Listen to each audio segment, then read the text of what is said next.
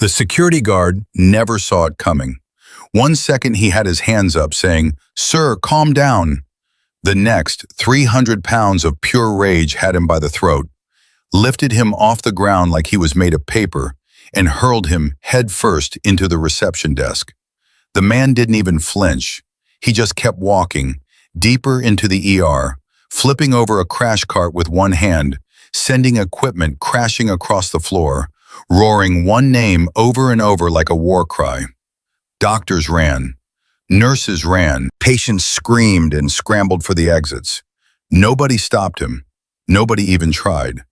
Until a rookie nurse, barely 5 feet tall, stepped directly into his path and said, "Not one more step."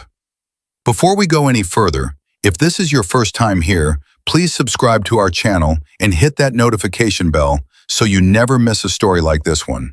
Drop a comment and tell us what city you're watching from.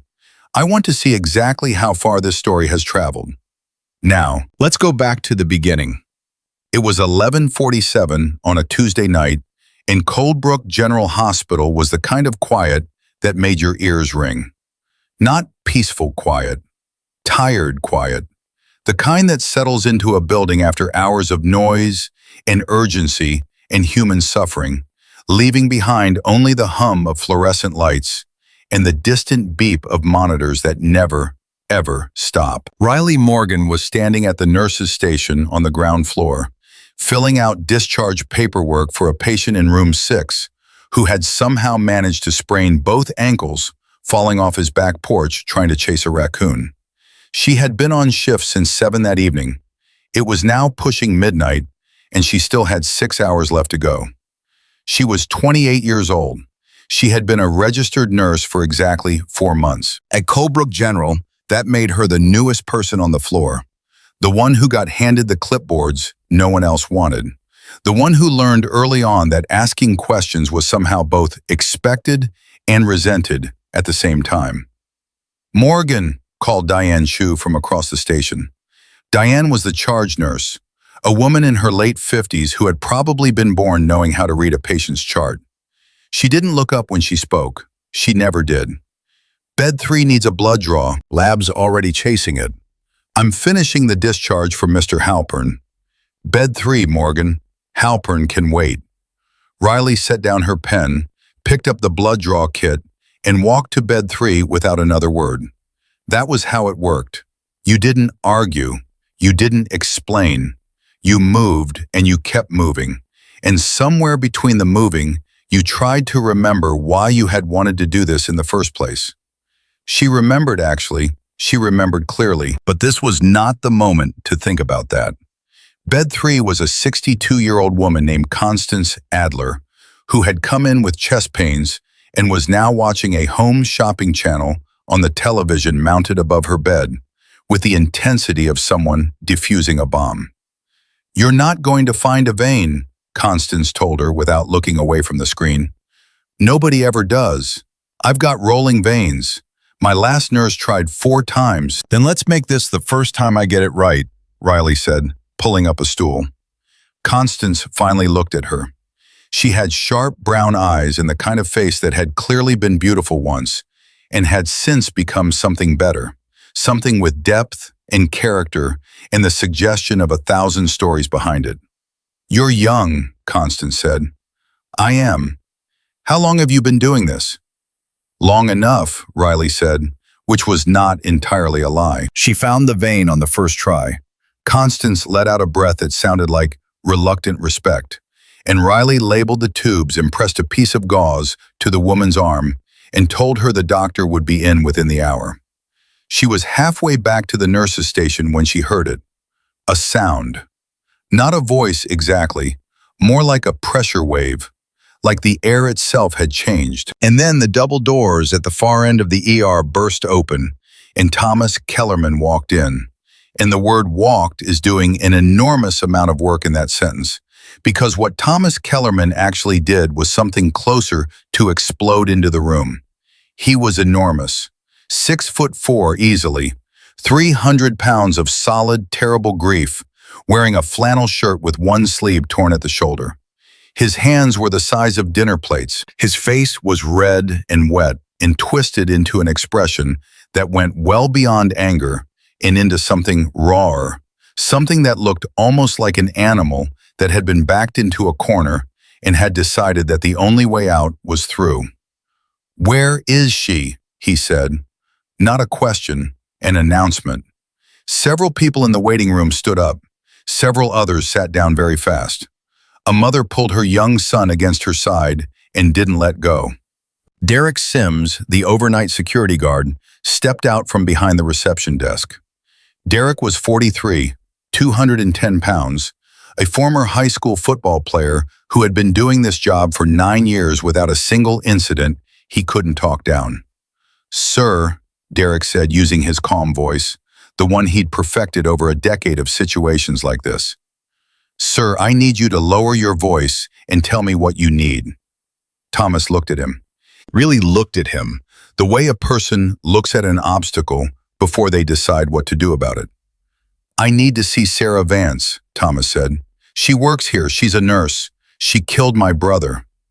"Okay," Derek said. "Okay, sir, I hear you. Let's step outside and we can—" Thomas moved so fast it didn't register. 1 second, Derek had his hands up in a placating gesture, and the next second Thomas had him by the collar of his jacket and had swung him, physically swung him, into the row of plastic waiting room chairs along the wall. The chairs scattered. Derek hit the floor and didn't get up. The screaming started then. People were moving toward the exits, staff and patients and family members, all suddenly remembering urgent things they needed to do in other parts of the building. A young man in a neck brace tried to stand and nearly fell. An elderly couple moved with surprising speed toward the hallway leading to the elevators. Diane Chu was already on the phone, her voice controlled and flat, relaying information to whoever was on the other end. And Riley Morgan stood still. She would not be able to explain it later, not fully, not in a way that made complete sense. She would say it was training. She would say it was instinct. She would say she hadn't really thought about it at all. All of those things would be true in different measures, and none of them would be the whole answer. What she knew, standing there in the middle of the ER, while everyone else was moving away from Thomas Kellerman, was that there were still patients in beds behind those curtains. Constance Adler with her rolling veins and her home shopping channel, Mr. Halpern with his sprained ankles, Room 2, who was recovering from a respiratory infection and couldn't move quickly even on a good day. They couldn't run, they couldn't scatter. They were where they were, and what stood between them and this man was whatever stood between them and this man. She looked around. She was the only one not moving toward a door. So she took a breath, and she stepped forward. "Sir," she said. Thomas was already scanning the room, looking past people, looking through them, searching for a face that wasn't there. His chest was heaving. His hands were opening and closing at his sides, slowly, like he was trying to grab hold of something he couldn't reach. "Sir," Riley said again, louder this time. He looked at her. She met his eyes and did not look away. "My name is Riley Morgan," she said. "I'm a nurse here. I can hear that you're in a lot of pain right now, and I want to help you. But I need you to talk to me first." Something shifted in his face, not much, not enough to be called softening, more like the briefest interruption in the storm, a half-second window where the person inside the rage was visible. "I don't want your help," he said. "I want Sarah Vance."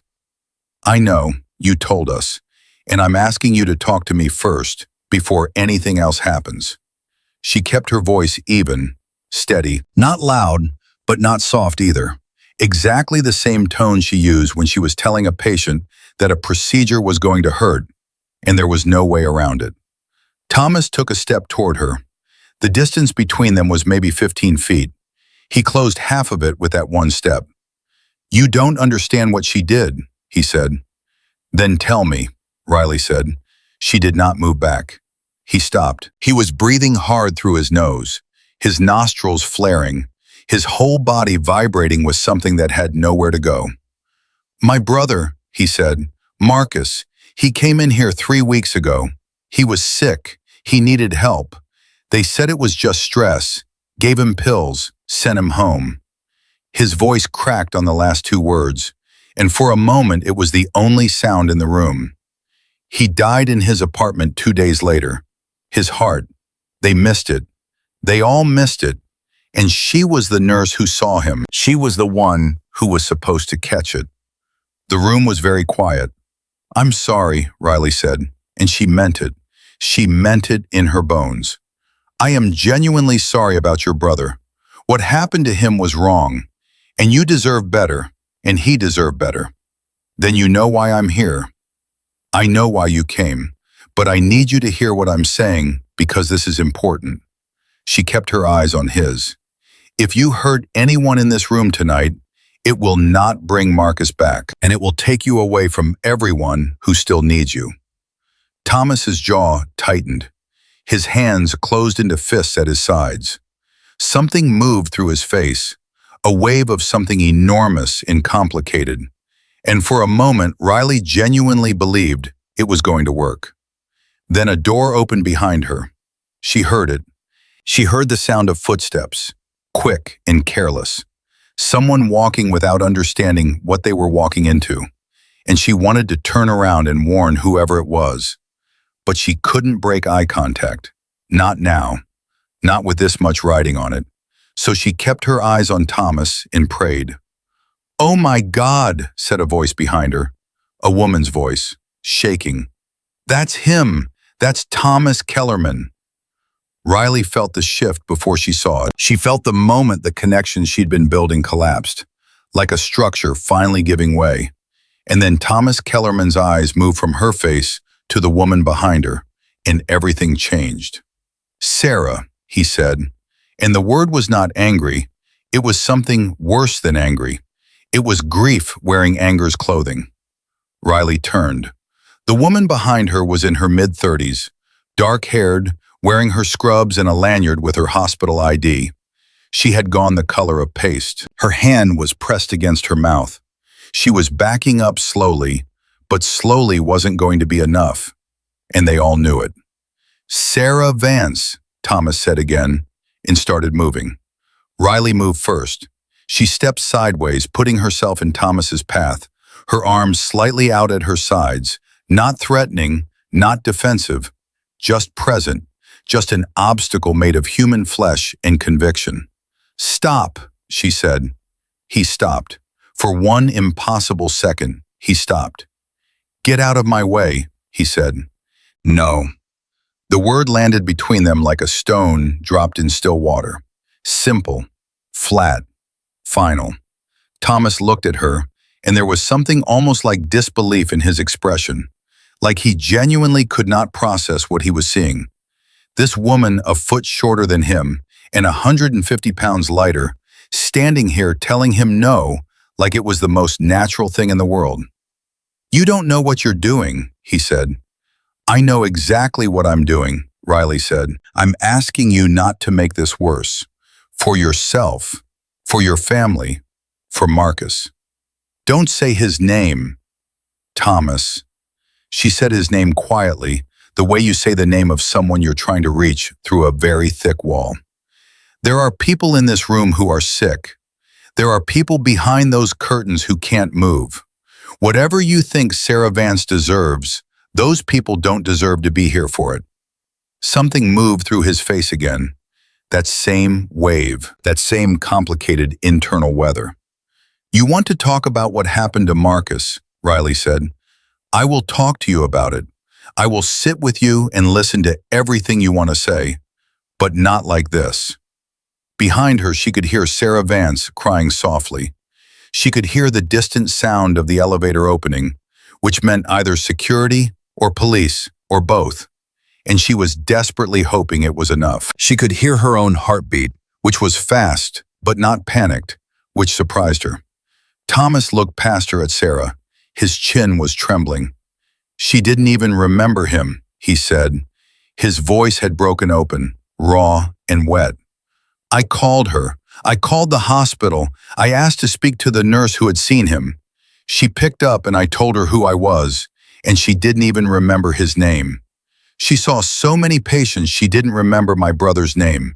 The silence that followed that sentence was the heaviest thing Riley had ever stood in.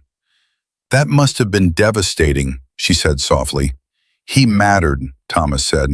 He was my little brother. He mattered. He did matter, Riley said, and you matter. And I need you to hear me right now, because this is the most important thing I'm going to say. She paused just for a breath. If you walk out of this hospital tonight without hurting anyone, there is still a path forward for you. If you don't, there isn't. And Marcus needed someone to be okay. He needed someone in his corner. Don't take yourself away from everyone who still loves you. For a long, suspended moment, nothing happened. Thomas Kellerman stood very still, breathing, and the room stood still around him.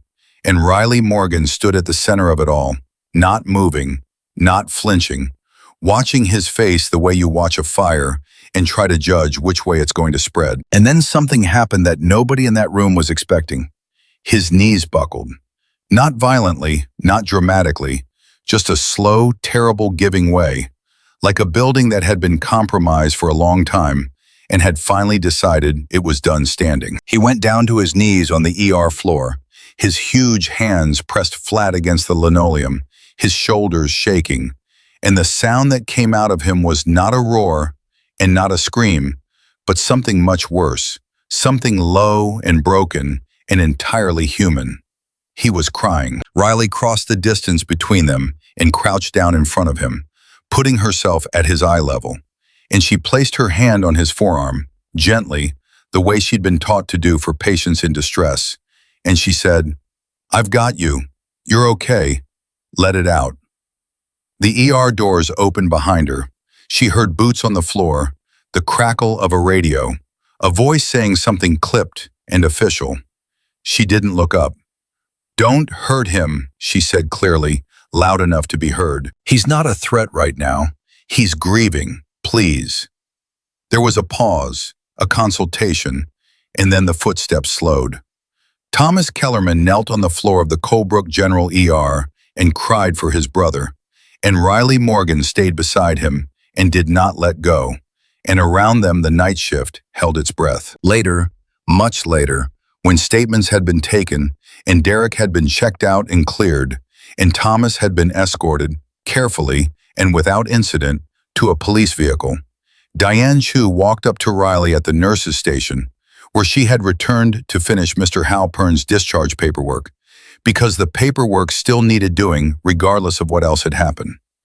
Diane stood there for a moment without saying anything. Riley kept writing. "That was either the bravest thing I've ever seen in this hospital," Diane said finally, "or the stupidest. I haven't decided which." "Could be both," Riley said. Diane looked at her for a long moment. "Where did you train?" "Here," Riley said, "and before that, a few other places." "That's not an answer." "No," Riley agreed. "It's not." Diane studied her face for another moment, then nodded once, the way a person nods when they've cataloged a question to come back to later, and walked away. Riley finished the discharge paperwork. She walked it to Mr. Halpern's room. He was awake, propped up against his pillows, his double-wrapped ankles elevated on a stack of folded blankets that the last nurse had improvised into a makeshift ramp. "I heard some commotion," he said when she came in. "We had a situation," she said. "It's handled." "You handle a lot of situations?" he asked. Riley handed him his discharge paperwork and his instructions for the next 2 weeks, which included absolutely no porch chasing of any wildlife whatsoever. And she said, "I'm working on it." She walked back to the nurse's station, sat down, picked up the next chart. The fluorescent lights hummed. The monitors beeped. Somewhere down the hall, a patient's television played an old sitcom with a laugh track that floated through the quiet like something from another world. The night shift dragged on. And Riley Morgan kept moving, because that was the job, and the job was the one thing she understood completely, the one thing she could point to and say, this is what I'm here for. Even when everything else in her life felt like a question she hadn't figured out how to answer yet. Outside in the parking lot, The police vehicle carrying Thomas Kellerman pulled out of the lot and turned onto the main road. A social worker had been called. His sister had been contacted. Someone, finally, was making sure he didn't fall through the cracks the way Marcus had. Riley didn't know any of that yet. She just knew the clipboard in front of her, and the next patient's name, and the fact that there were still 5 hours left on her shift. She got back to work. The adrenaline doesn't leave all at once. It drains out of you slowly, like water through a crack in a floor, and what it leaves behind is a kind of hollow exhaustion that no amount of coffee can fix. Riley Morgan knew that feeling better than most people her age should. She recognized it the way you recognize an old scar when you catch it in the mirror. Familiar, unwelcome. Hers. It was 12:41 in the morning when she finally sat back down at the nurse's station, and for the first time in nearly an hour, the ER felt like itself again. The gurneys were back in their places. The overturned crash cart had been righted and restocked. The waiting room chairs that Derek had landed in had been straightened. Everything looked almost normal. Almost. Derek himself was sitting in the break room with an ice pack on his shoulder and a look on his face that fell somewhere between grateful and embarrassed. He had been checked out by Dr. Anand Patel, the attending on call, who had declared no broken bones and gone straight back to his patients without another word, because that was the kind of night it was. Riley poured herself a cup of coffee from the pot that had been sitting on the burner for 2 hours and was now approximately the consistency of motor oil, and she drank it standing up at the counter because sitting down felt like something she hadn't fully earned yet. "You know you're going to have to write a report about tonight," said a voice behind her. She turned. James Ortega, one of the other nurses on shift, was leaning in the doorway with his arms crossed and an expression on his face that she couldn't quite read. James was 44, 15 years in the field, and he had a way of standing in doorways that made him look like he was always blocking something. "I figured," Riley said. "A long report," he said. "Incident form, narrative statement, the whole thing. Administration's going to want it first thing in the morning. Then I'll write it tonight." He studied her for a moment. "You're not shaking," he said. "Should I be?" "Most people would be." He paused. "I would be." Riley took another sip of the terrible coffee and didn't say anything. "Where did you work before here?" James asked. "County hospital," she said. "And before that, a trauma center." "Which one?" "Mercy General, down in Beaumont." James nodded slowly, the way people nod when they're accepting an answer, but not necessarily believing it. "Beaumont," he said. "Long way from here." "People move," Riley said simply. He looked at her a moment longer, then pushed off the doorframe and walked back toward the hall without another word. She listened to his footsteps fade, and then she rinsed her coffee cup and went to find a blank incident report form.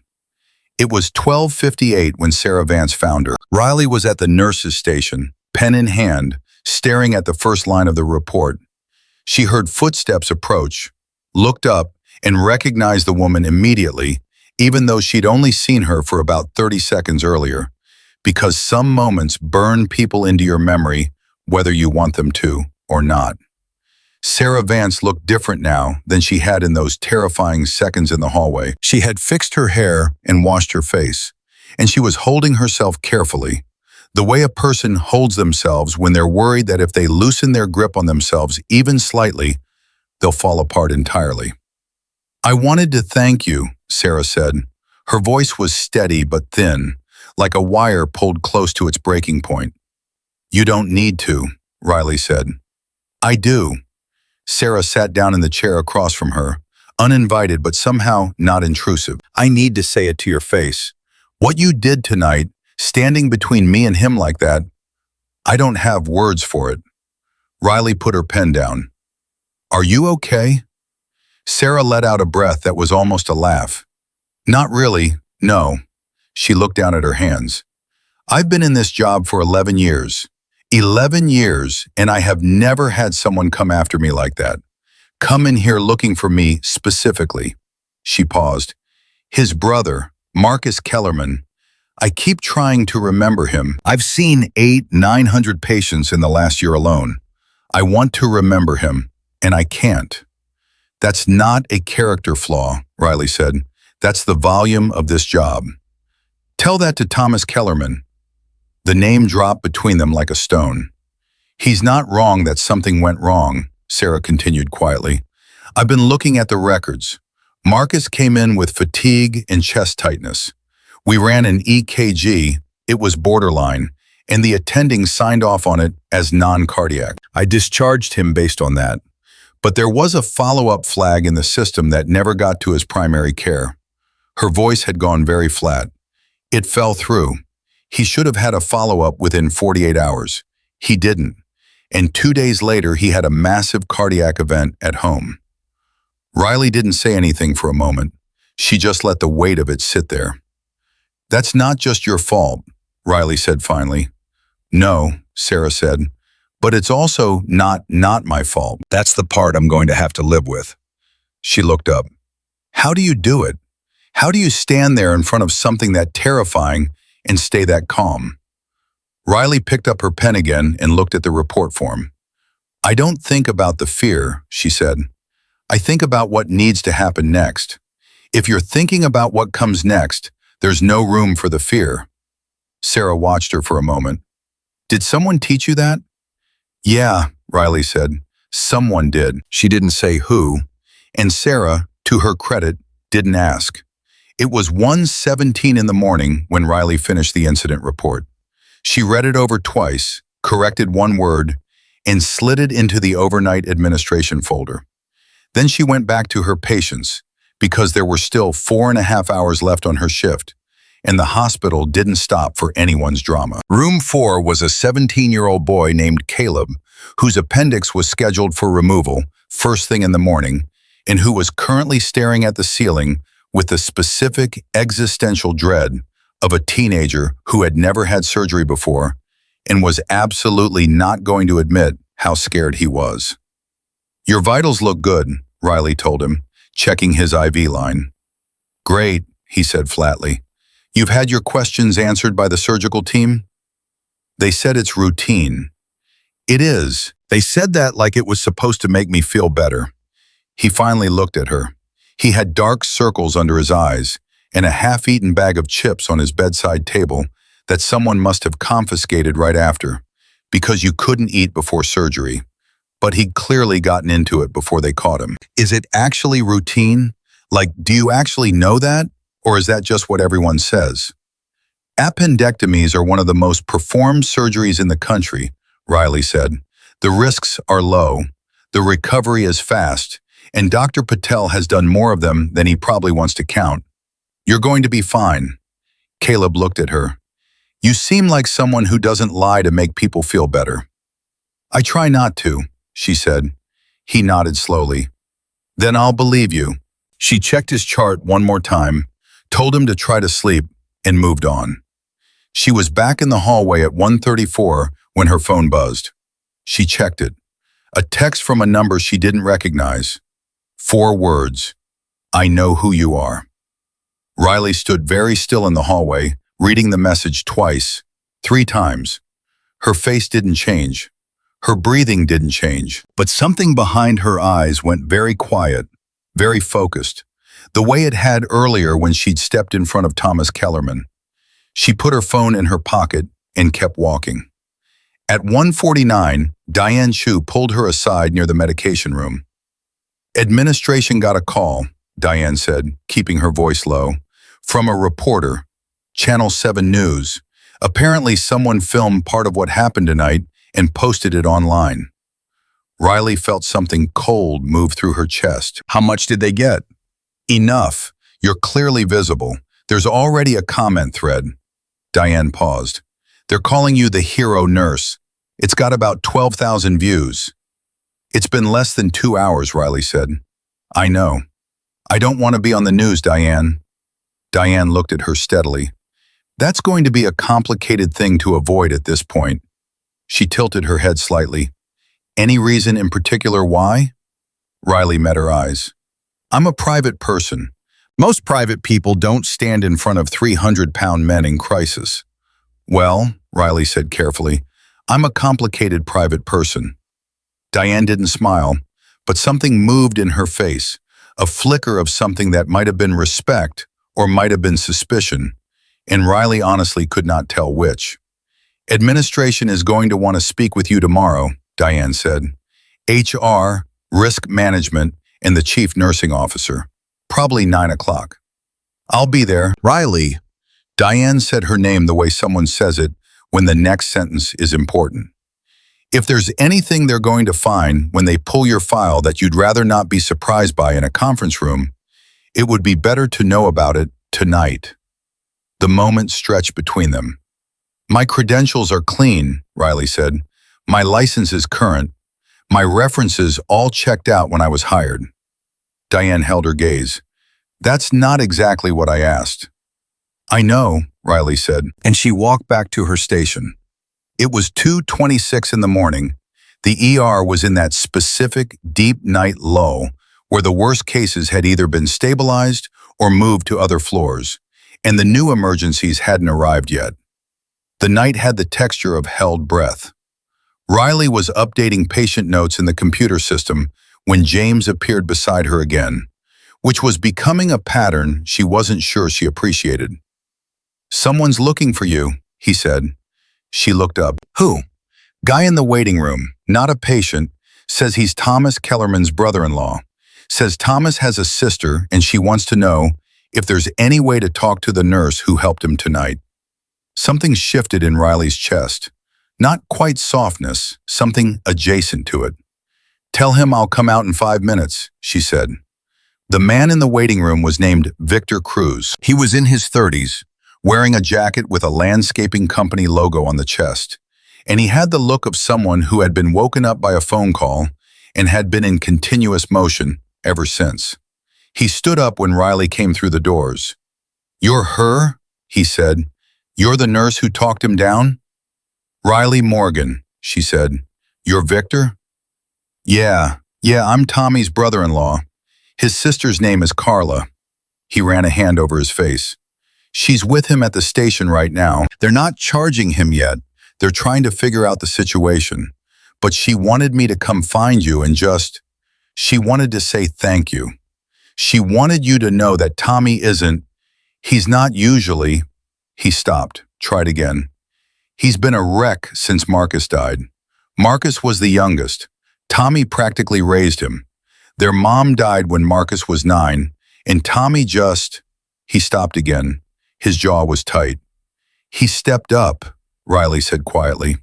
Yeah, Victor nodded. Yeah, he did. And then Marcus is gone, and Tommy he had nowhere to put it. He didn't know what to do. And then when he found out about the follow-up that never happened, he spread his hands. I understand, Riley said. And she did. She understood it more than she was going to say in this waiting room at 2 in the morning. Carla wants to know if there's any way the hospital will look at what happened to Marcus, Victor said. Not as a lawsuit. She's not trying to sue anyone. She just wants someone to actually say they're sorry. Someone to actually look her in the eye and say, Marcus mattered, and we're sorry we let him fall through the cracks.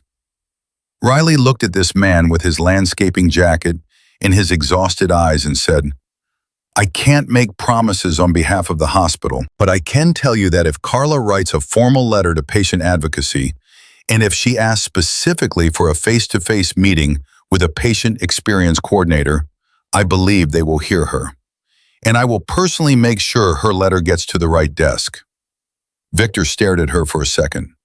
Just like that? Just like that.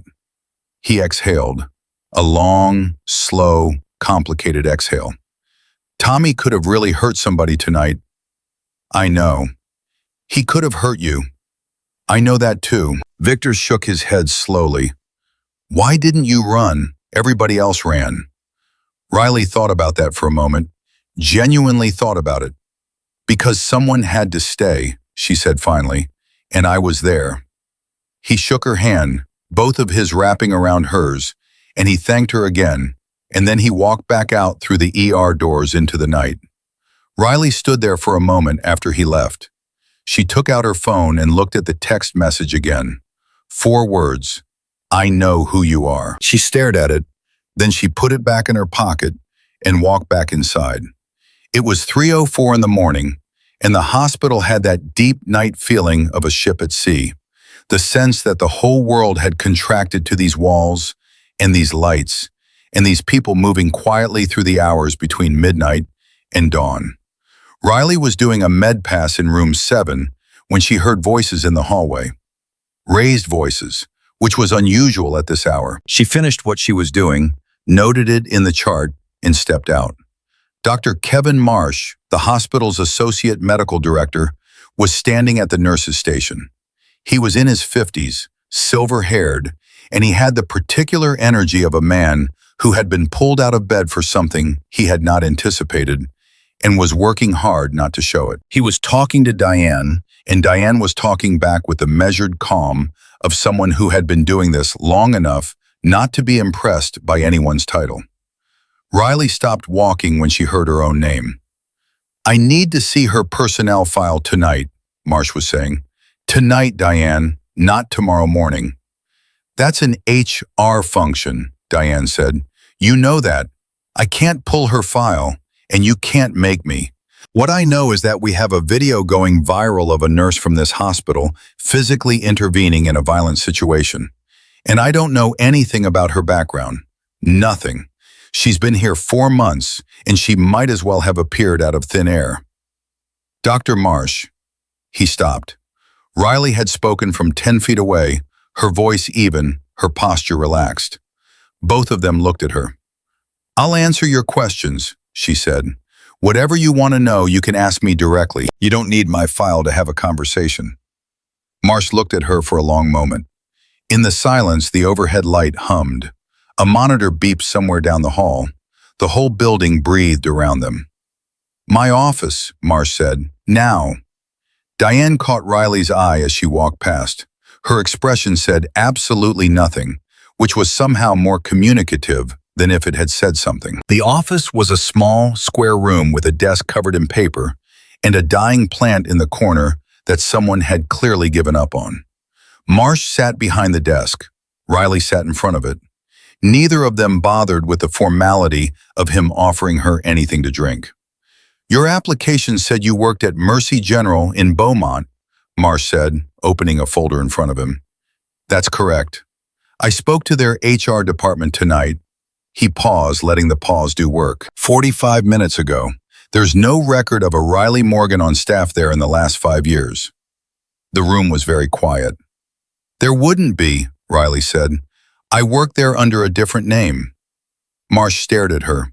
Whatever he'd been expecting her to say, it wasn't that.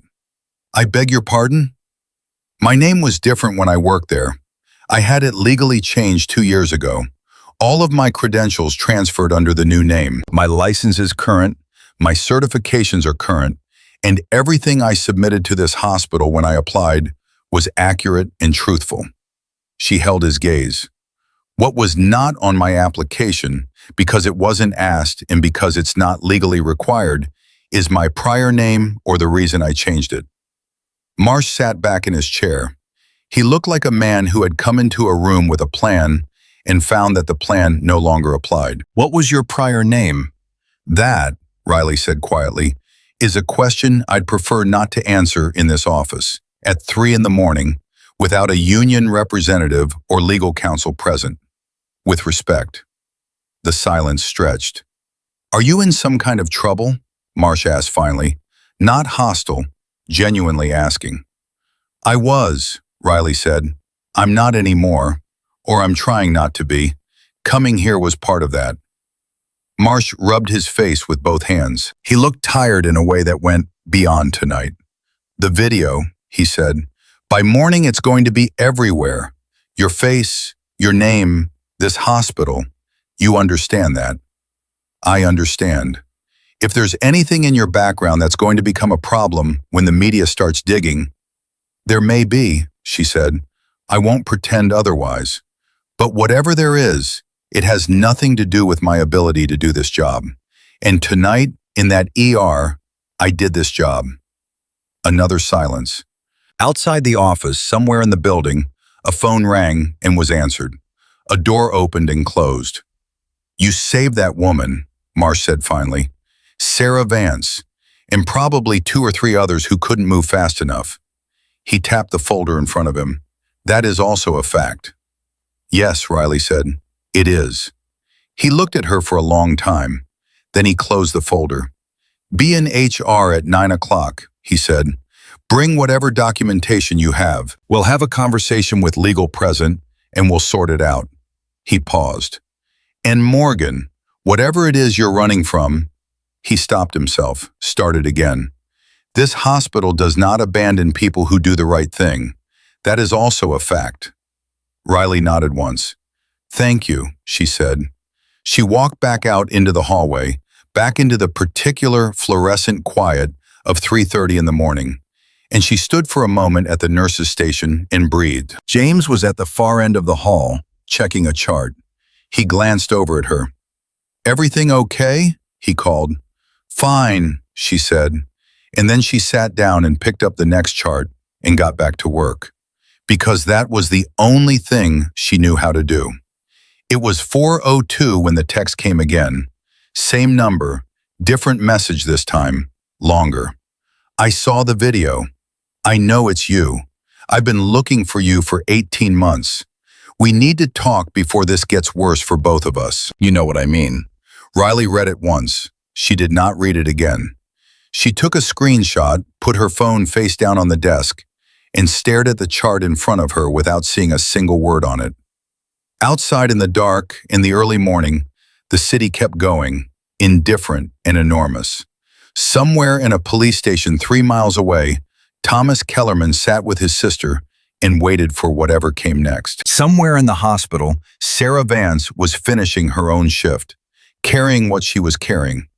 Somewhere in a news studio, someone was editing a shaky cell phone video and writing a headline that included the words "rookie nurse" and "hero" and Riley Morgan's name. And Riley Morgan sat at a nurse's station at 4 in the morning and understood, with the specific and terrible clarity that only arrives in the hours before dawn, that the life she had carefully, quietly, painstakingly built here in Coldbrook was about to be tested in a way that had nothing to do with 300-pound men in flannel shirts.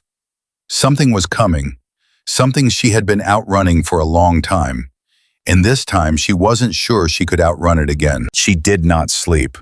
When her shift ended at 7:03 in the morning, Riley walked to her car in the hospital parking garage, sat in the driver's seat with the engine off, and stared at the concrete wall in front of her for 11 minutes. She counted them. It was something she did when her brain needed a container, a fixed point to organize itself around. 11 minutes of stillness, and then she started the car and drove. She did not go home. Home was a one-bedroom apartment 12 minutes from the hospital that she had furnished slowly and carefully over 4 months. The way you furnish a place when you're not entirely sure you're going to stay. A second-hand couch, a good coffee maker, because some things you don't compromise on. A bookshelf with actual books in it, which was the closest thing she had to a personality statement. She did not go there, because going there meant being alone with the 2 text messages still sitting on her phone, and she was not ready for that yet. She drove to a diner called Patsy's on Route 9 that opened at 6 and served breakfast all day, and had a corner booth where the light came through a side window at an angle that felt almost like kindness. She ordered coffee and eggs and toast, and she ate slowly, and she thought. The thing about running is that it works, right up until it doesn't. You can change your name, you can change your city, your job, your phone number, your haircut, your entire daily routine. You can build something new from the ground up, carefully, brick by careful brick, and it can feel real and solid and yours. And you can almost convince yourself that the thing you left behind has stayed where you left it. Almost. And then a cell phone video goes viral, and 12,000 strangers see your face in one night, and you understand that almost is not the same as actually. Riley's name, before it was Riley Morgan, had been Rachel Monroe. She had been Rachel Monroe for 26 years, in a city 4 states away, in a life that she had not chosen and had eventually chosen to leave. The specifics of why she had left were hers to keep. What mattered, sitting in the corner booth at Patsy's at 7:20 in the morning, was that someone had connected Rachel Monroe to Riley Morgan, and that someone had her phone number, and that someone had been looking for her for 18 months. She knew who it was. She had known from the first message. She had been hoping she was wrong. She was not wrong. She finished her coffee, paid the check, and drove back to her apartment. She had 2 hours before she needed to be at the hospital for the 9 o'clock meeting with HR and legal. 2 hours to decide what she was going to say, and more importantly, what she was not going to say. Her phone buzzed again at 8:07. Same number, one word this time. Please. She put the phone face down on her kitchen counter and went to take a shower. The HR conference room at Colebrook General smelled like stale bagels, an institutional carpet cleaner, and the specific anxiety of people who were trying to be professional about something that resisted being professionalized. There were 4 of them already in the room when Riley arrived at 8:58. Dr. Marsh, who looked like he'd gotten maybe 3 hours of sleep, a woman named Patricia from HR who had a notepad and a pen and the expression of someone who had seen everything twice, a man from legal named Douglas, who had introduced himself with both names and a handshake that lasted exactly 1 second, and, to Riley's genuine surprise, Diane Chu, who was sitting in the corner chair with her hands folded in her lap and her face completely neutral. "Thank you for coming," Patricia said, which was a peculiar thing to say to an employee who had been, essentially, summoned. "Can I get you anything? Coffee?" "I'm fine," Riley said and sat down. "We'll try to keep this as straightforward as possible," Douglas from legal said, opening a slim folder. "Last night's incident has raised some questions that we'd like to address directly with you. Some of them are procedural, some of them are related to your employment history, and some of them relate to the current media situation. We'll take them in that order." "That's fine," Riley said. The procedural questions took about 15 minutes. Did she feel she had followed appropriate protocol, as much as the situation allowed? Had she received training in de-escalation? Yes. Had she received training in physical intervention? She paused for just a moment before answering. "Yes," she said. "In a previous professional capacity." Douglas wrote something down. Patricia wrote something down. "What previous professional capacity?" Douglas asked. Riley looked at him steadily. "Before nursing, I worked in crisis response, community-based, working with adults in acute psychological distress." She let that sit. "The training overlaps significantly with emergency nursing in terms of managing volatile situations." "Was this work licensed or certified?" Patricia asked. "Certified, through the state board in my previous state of residence." "Which state was that?" "Tennessee," Riley said, which was true. It was just not the most complete version of true available. Douglas looked at his folder. "Your application listed your previous employer as Mercy General Hospital in Beaumont, Texas." "That's also correct. I worked there after the crisis response work. Chronologically, Mercy General was the most recent and most relevant. Our HR team had difficulty verifying your employment there." "I explained this to Dr. Marsh last night," Riley said, keeping her voice easy and level. "I had my name legally changed 2 years ago. My employment records at Mercy General are under my previous name. I can provide documentation of the name change, the credential transfer, and the employment verification under my prior name."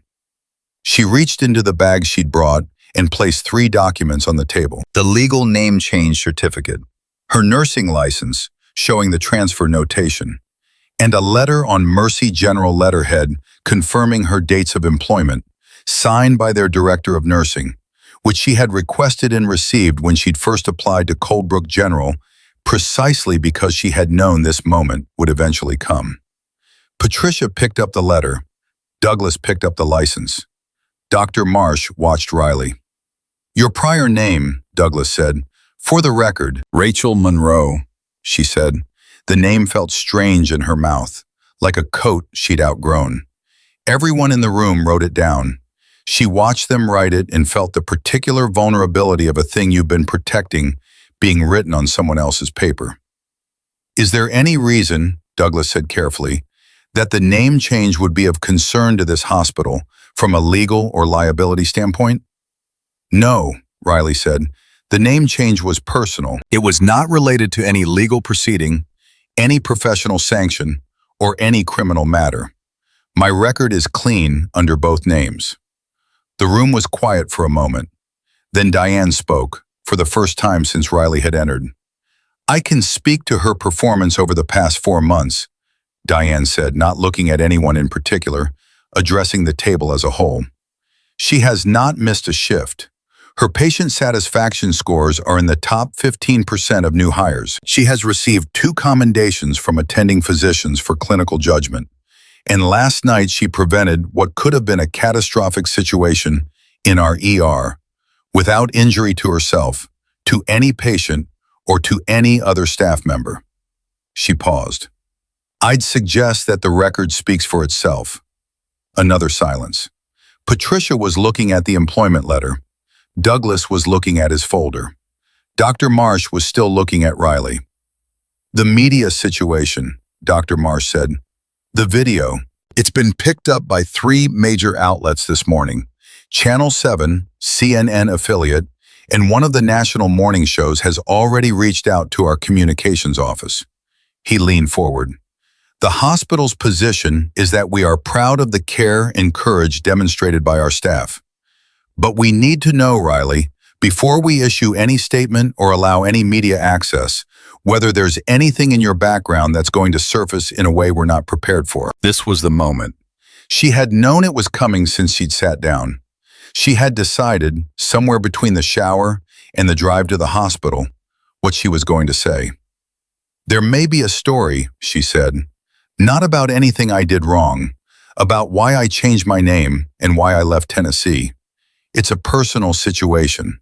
It involves people who may be looking for me now that my face has been on the internet. She looked at Dr. Marsh directly. If a reporter calls this hospital asking about Rachel Monroe, I would ask that you say nothing beyond confirming that my credentials are valid and my employment is in good standing. That is all they're entitled to. Are you in danger? Patricia asked, genuinely asked, not administratively.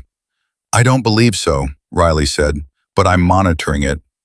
The meeting lasted another 20 minutes. At the end of it, Douglas told her that her employment status would remain unchanged, pending a formal review of the name change documentation, which he expected to complete within 48 hours. Patricia asked her to check in with employee assistants if she needed support. Dr. Marsh shook her hand at the door and said, quietly, just to her, whatever it is, you did the right thing last night. Don't lose sight of that. She was in the elevator going down when Diane caught up with her. Diane stepped in just before the doors closed, and for a moment they just stood there, the 2 of them, in the small, moving box of the elevator, going down. Tennessee, Diane said. Yes. Personal situation. Yes. That covers a lot of ground, Diane said. It does. The elevator reached the ground floor. Neither of them moved immediately. In 1987, Diane said, not looking at Riley, looking at the closed elevator doors, I left a situation in Chicago that I did not talk about for 15 years. I took a job in Phoenix under my maiden name, which I had technically never stopped using, and I told exactly no one why I'd left, and I built a life that was entirely mine. She paused. It took 11 months before I stopped waking up at 3 in the morning, convinced I could hear someone in the hallway. Riley was very still. I'm telling you this, Diane said, because I think you already know that what you're carrying doesn't go away just because you outrun it, and because I think you're about to have to decide whether to keep running or whether to stand still and face it. The elevator doors opened. And in my professional observation, based on last night, standing still is something you are extraordinarily good at. She walked out of the elevator without another word. Riley stood there for a moment after she left. Then she walked out too. It was 10:41 in the morning, and the hospital lobby was doing its mid-morning business. Families coming and going, volunteers at the information desk, a maintenance worker buffing the floor in long, slow arcs. Riley walked through it all and pushed through the doors into the outside air, and she stood on the concrete steps and took her phone out of her pocket. She opened the messages from the unknown number, read them again, all three of them. Then she typed a reply. Just one line. Who gave you this number? The response came in 40 seconds, which meant whoever it was had been watching the phone. Your mother. Riley read those two words and stood very still on the hospital steps while the city moved around her and the morning sun came through the clouds at an angle that was almost warm. Her mother, Margaret Monroe, age 61, who lived in Nashville in the same house Riley had grown up in, who had not spoken to Riley in 2 years, who had chosen, when the situation in Tennessee had finally come to a head, to side with the version of events that was more comfortable and less complicated, even if it wasn't the true one. Her mother, who apparently now knew where she was and had given her phone number to someone. Riley's hands were steady. She noted this with a distant, clinical kind of attention. Her hands were steady, and her breathing was even, and the only thing that was happening inside her was a very cold, very clear kind of anger that she had gotten good at keeping at a temperature where it was useful rather than destructive. She typed back, "Who are you?" The response, "Daniel Monroe, your brother." She had not spoken to Daniel in 14 months. The last time had been a phone call that lasted 6 minutes and ended with both of them saying things that were true and terrible and probably necessary. She had blocked his number after that. He had found a new number to use. She typed, "What do you want?" He typed, "I want to talk. In person. I'm in Coldbrook. I've been here since yesterday. I saw the video before I even knew it was you. And then I did know it was you. And Riley, I'm not here to cause problems. I'm here because Mom is sick, really sick, and I thought you should know." Riley read this 3 times. She put her phone in her pocket.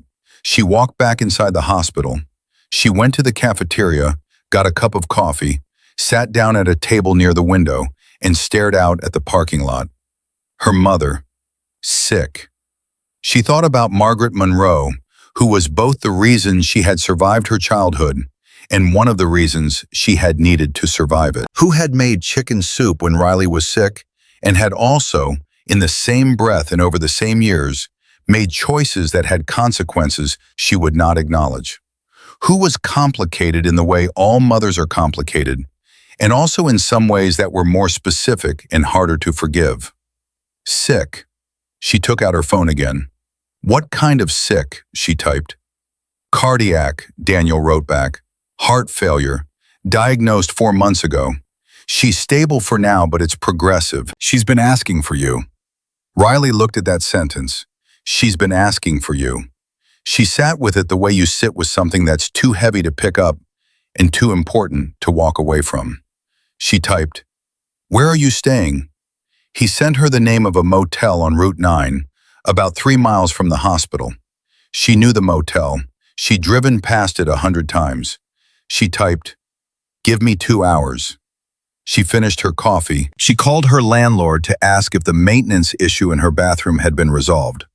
A perfectly mundane task she had been putting off, because the ordinary has a way of being an anchor when everything else is pulling at you. Then she called the one person in Coldbrook who knew any part of her real story. The phone rang 3 times. "Hey," said the voice on the other end. Her friend Paulina, who was a physical therapist at Coldbrook General and had been the first person to invite Riley to get dinner when she'd started 4 months ago, and who had a gift for listening that Riley had only tested once before and had found trustworthy. "I need to talk," Riley said. "I heard about last night," Paulina said immediately. "Are you okay?" "Something else happened. Can you meet me?" "I'm between patients until noon. Come to the PT break room." She found Paulina in the small, cluttered break room on the 2nd floor, and she sat down across from her, and she told her about Daniel. Not all of it, but enough. Enough that the shape of the situation was clear. Paulina listened without interrupting, which was a skill more people should practice. "So your brother is 3 miles away," Paulina said when Riley finished. "Yes." "And your mother is sick?" "Yes. And the reason you changed your name and moved here has to do with your family." "It does. Are you going to see him?" Riley looked at her hands, which were still steady, which she still noticed. "I think I have to," she said. "Not because I've forgiven everything, not because I'm ready for any of this, but because if something happens to my mother and I never—" She stopped. "I can't be someone who chose the clean ending over the true one." Paulina was quiet for a moment. "Do you want me to come with you?" "No," Riley said. "This one I have to do alone." She was in the parking lot of the Route 9 Sunrise Motel at 12:55, sitting in her car with the engine idling, looking at the door of room 7, where Daniel had told her he was staying. The curtain moved. He'd seen her pull in. He knew she was sitting here. She got out of the car. The door opened before she reached it. Daniel Monroe was 32, 2 years older than her, and he looked it in a way he hadn't 2 years ago. There was gray at his temples that she didn't recognize. His eyes were her mother's eyes, brown and deep set, and they were looking at her with an expression she had not prepared herself for, which was relief. Pure, unguarded relief. "You came," he said. "I said I would," she said. They stood there in the doorway for a moment, the two of them, with 14 months of silence and 18 months of distance, and a lifetime of complicated love and complicated damage between them. "You look different," he said. "People change," she said. "Yeah," he stepped back from the door. "Come in." She went in. The room was exactly what motel rooms are, spare and impersonal, with a chair and a small table and a television neither of them was going to watch. Daniel sat on the edge of the bed. Riley sat in the chair, and for a moment neither of them spoke, because they were both negotiating the enormous distance between the last things they'd said to each other and whatever needed to be said now. "I'm not here to drag you back," Daniel said finally. "I want to be clear about that. Whatever you built here, whatever name you're using, I'm not here to take that from you. I kept your secret for 18 months, Riley. Mom figured it out on her own when she saw the video. I didn't tell her." Riley held his gaze. "I believe you," she said, and she did. Daniel had his faults, several of them significant, but lying was not among them. "She's scared," he said. "Mom, not just about the heart. She's scared she's going to die and things between you are going to be the way they are right now. She doesn't say it exactly like that, but that's what it is." Riley looked at the window. The curtain was half open. Outside, a truck moved through the parking lot slowly. "What does she want from me?" Riley said. "I think she just wants to hear your voice," Daniel said. "I think that's all she's asking for right now. She's not asking you to come back. She's not asking you to be okay with everything. She just—" He stopped. His voice had gone rough at the edges. "She's 61 years old and she's tired, and she loves you in the way she knows how to love people, which I know isn't always the way you need it, but it's real." The room was very quiet. Riley thought about Thomas Kellerman on his knees on the ER floor, crying for a brother he would never get another conversation with. She thought about what she had said to him. She thought about the gap between the advice you give other people and the life you actually live. "I need time," she said. "I know. I'm not saying yes to anything tonight." "I know," he said again. "But I'm not saying no either." Daniel Monroe looked at his sister across the small, impersonal room, and his eyes were wet, and he nodded once, and he said, "That's more than I came here hoping for." Riley stood up. She picked up her bag. She moved toward the door, and then she stopped with her hand on the frame, and she said, without turning around, "Tell her I know she's sick. Tell her I'm thinking about her. Tell her I'll call. Not today, but I will. She walked out into the parking lot and got in her car and sat there for 2 full minutes before she started the engine. When she drove back toward the hospital, the morning had shifted toward afternoon, and the sky had cleared, and the city looked exactly as it always did, ordinary and continuous and indifferent, going about its business without regard for what any single person in it was carrying. Her phone buzzed. She glanced at it at a red light. A text from Diane. Administration wants a statement by 5. Also, Channel 7 called again. Also, and I say this as your charge nurse and not as anyone's friend, you need to eat something and sleep before your next shift. That's an order. Riley set the phone down on the passenger seat. The light turned green. She thought about her mother. She thought about Daniel's face in the doorway. She thought about Paulina saying, "Do you want me to come with you?" And the specific warmth of someone offering to walk into hard things beside you. She thought about Diane in the elevator, talking about Chicago, talking about Phoenix, talking about 15 years. She thought about standing in front of Thomas Kellerman with 15 feet between them and everything on the line. She thought about what it meant to stand still. She drove. She slept for 4 hours. Not well, but enough. The kind of sleep that happens when your body simply overrides your brain's objections and pulls the plug. Dark and sudden and dreamless, until her alarm went off at 5:15 and she was sitting up before she was fully conscious, already reaching for her phone. 3 missed calls from a number she didn't recognize. Not Daniel's number, not the number that had texted her before. A different one. She stared at it for a moment, then set the phone down and went to make coffee. She had written the hospital statement before she'd slept. Diane had reviewed it, made 2 small edits, and sent it to communications. It was careful and brief, and said exactly what needed to be said and nothing more. She had declined the Channel 7 interview request through communications without explanation. The morning show had been told the same thing. She had no interest in being someone's feel-good story. Not now, not while everything under the surface of her life was moving the way it was moving. She drank her coffee standing at the kitchen counter and read the news coverage on her phone.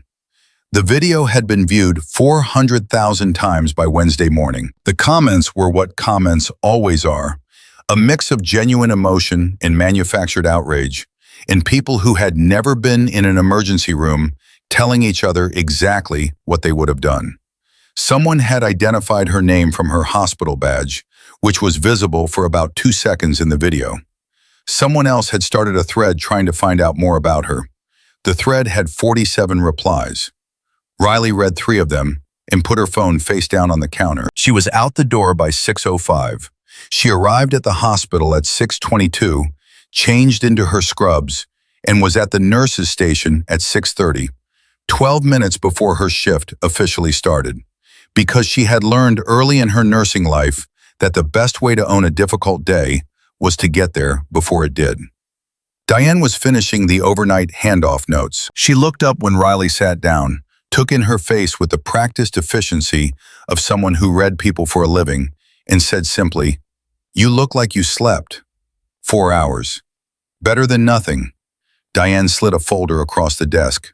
Shift update, 2 new admissions overnight, 1 transfer to ICU, and Mr. Halpern in room 6 has been asking for you specifically. He says you're the only one who levels with him. He says that to all the nurses, Riley said, opening the folder. He told James that James looked like a man who had never finished anything he started, Diane said. So I think in your case, he might mean it. Riley almost smiled. Almost. She was 3 charts into the handoff notes when James appeared at the station, earlier than his shift started, which was unusual enough that she looked up. James had a look on his face she hadn't seen from him before. Not unfriendly. Something more complicated than that. "You have a visitor," he said. "Main lobby. She's been there since 6:15. She asked for you by name. Both names." Riley went very still. "Which names?" "The one on your badge," James said carefully, "and the one before it." The lobby was quiet at this hour, early enough that the day's full traffic hadn't arrived yet. Riley saw her immediately. A woman in her mid-40s, well-dressed in the way of someone who had put thought into appearing composed, sitting in one of the chairs near the information desk, with a leather bag on her lap and her hands folded over it and her eyes on the elevator bank. Riley did not recognize her. That was the first surprise. She had spent the walk from the nurse's station preparing herself for a face she would know. Daniel returning with someone in tow, or someone from Tennessee she had a reason to expect. This woman was a stranger. Trim, dark-haired, going gray at the temples, with reading glasses pushed up on her forehead, and an expression that contained equal parts determination and apology. Riley crossed the lobby and stopped 3 feet from her. The woman stood up. "Riley Morgan," she said, "or Rachel Monroe. I wasn't sure which to use." "Riley is fine," Riley said. "Who are you?" "My name is Claire Ashworth," the woman said. "I'm an investigative journalist. I've been working on a story for the past 9 months about systemic failures in emergency nursing oversight in Tennessee and 3 adjacent states. Your name came up in my research. Your previous name." She paused. "I'm not here to expose you. I want you to understand that before anything else. I'm here because I think you're part of a much larger story, and I think you may want to be." Riley looked at her for a long moment. "How did you find me?" "The video," Claire said. "I'd been looking for Rachel Monroe for 4 months. I had a source who'd mentioned your name in connection with the situation at St. Clair Medical in Nashville. I had a photo from your old employee ID. When the video went up yesterday morning, I recognized you in the first 10 seconds." She reached into her bag and produced a business card. "I work for the Tennessean. I've won 3 investigative journalism awards in the last 6 years. I can provide references." Riley took the card. She read it. She turned it over and read the blank side, which was just blank, because she needed a moment to organize herself, and looking at the card gave her a reason to look at something that wasn't this woman's face. "I'm on shift in 4 minutes," Riley said. "I can't talk now." "I know," Claire said. "I'm not asking you to. I'm asking you to think about it, and I'm asking you to read this." She held out a manila envelope, letter-sized, about 1/4 of an inch thick. "It's not the full story. It's a summary of what I've found so far. Names have been redacted where it matters, but it will give you a sense of the scope of what I'm working on." She paused. "And it will tell you that you are not the only person something like this happened to." Riley took the envelope. She looked at Claire Ashworth one more time, reading her the way she read patients, looking for the gap between what someone was presenting and what was actually true. And what she saw was someone who was telling a version of the truth, but perhaps not all of it, and who was also, underneath the professional composure, genuinely convinced that what she was doing mattered. "I'll read it," Riley said. "That's all I'm committing to." "That's all I'm asking," Claire said. Riley put the envelope under her arm and walked back to the elevator. She was at the nurse's station at 6:34. She put the envelope in her locker because she was not going to think about it during her shift. She was going to do her job and think about it after. She was very clear about this with herself. She put the envelope in the locker, she shut the locker, and she went to check on Mr. Halpern. He was sitting up in bed, both ankles still elevated, watching the morning news on the television mounted above his bed. He muted it when she came in. "You were on there," he said, gesturing at the television. "About an hour ago, they showed the video." "I heard," Riley said, picking up his chart. "You looked calm," he said. "Calmer than I'd look if a man that size was coming at me." "You'd be surprised what you're capable of when the situation calls for it," she said. "Maybe." He watched her check his vitals. "That journalist woman called my room this morning, by the way." Riley looked up. "Which journalist?" "Don't know her name. She somehow got my room number from somewhere. Asked me if I would comment on what you did, how I felt about it, whether I thought you were a hero." He made a dismissive gesture with his hand. "I told her that I didn't comment on the private conduct of my medical staff, and that she should be ashamed of herself for calling a patient at 6 in the morning, and then I hung up." Riley felt something warm move through her chest. Thank you, she said. I'm 72 years old, he said. I have exactly zero patience left for people who make other people's business their business without permission. He settled back against his pillow. You going to be okay with all this attention? I'm working on it, she said, which was the same thing she'd said to him 2 nights ago, and which was still, if anything, truer now. He nodded, satisfied, and unmuted his television. It was 8:47 when things shifted again. Riley was at the medication station when Dr. Patel appeared beside her with a look that fell somewhere between uncomfortable and urgent, which was an unusual combination for a man whose default setting was clinical detachment. You should know, he said, keeping his voice low, that Thomas Kellerman was released this morning, early. The DA decided not to charge him, given the circumstances. Aggravated assault charges were discussed and declined in favor of a mandatory counseling referral and a restraining order. He paused. The restraining order covers the hospital and all staff. Riley absorbed this. Is Sarah aware? Diane notified her 20 minutes ago. Sarah's fine. She asked to finish her shift, and she has. He paused. I wanted to make sure you knew because if at any point you see him in or near this building, I'll call security, Riley said. I know. And if at any point you feel unsafe, Dr. Patel, she looked at him directly. I appreciate you telling me. I'm okay. He held her gaze for a second, then nodded. Okay, he said and walked away. She finished the med pass.